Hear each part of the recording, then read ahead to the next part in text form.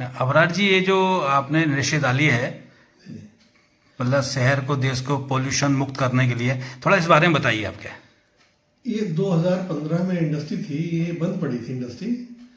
ये 2015 में हमने एक नेपाल की पार्टी थी, उससे टेक ओवर किया।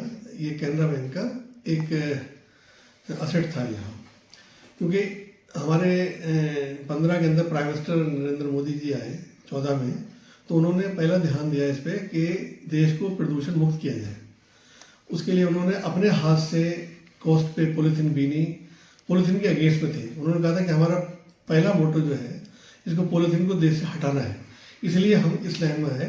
ये एक तरह का पॉलीथीन का रिप्लेसमेंट है, नॉन वोवन फैब्रिक है कहलाता है ये।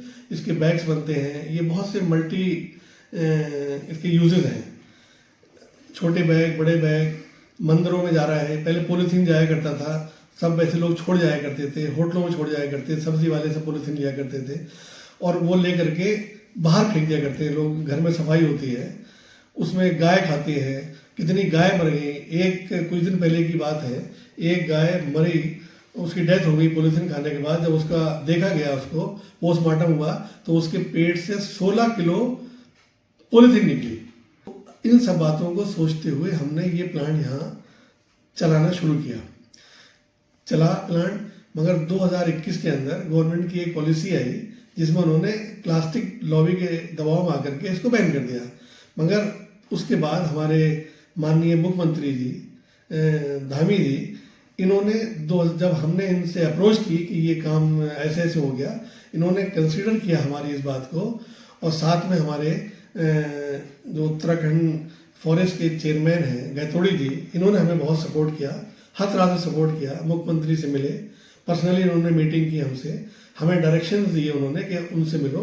हम अकॉर्डिंगली सबसे मिले और ये 15 फरवरी 2023 को कैबिनेट से पास हुआ और 28 फरवरी को हमें इसका अप्रूवल चलाने के दोबारा मिल गया। अब हम इस कपड़े को बना रहे हैं। उत्तराखंड में जितनी बैग मेकिंग मशीन लगी है, सबको कपड़ा हम सप्लाई करते हैं, ये वाला। और इस कपड़े के अंदर एक खास बात ये है कि ये 6 महीने की लाइफ होती है इसकी। ये 6 महीने के बाद अगर धूप में पानी में डाल दिया जाए, ऑटोमेटिक गल जाता है। दूसरा ये, इसके अंदर ईयर पास हो जाती है। अगर प्लास्टिक होती है, पन्नी जिसे कहते हैं, वो अगर 50 साल तक भी मिट्टी में गाड़ देंगे, पानी में डाल देंगे, कभी गलेगी नहीं। ये घर की छत पे डाल दीजिए आप 2 महीने के लिए बरसात में, तो ये गल जाता है प्रोडक्ट ये।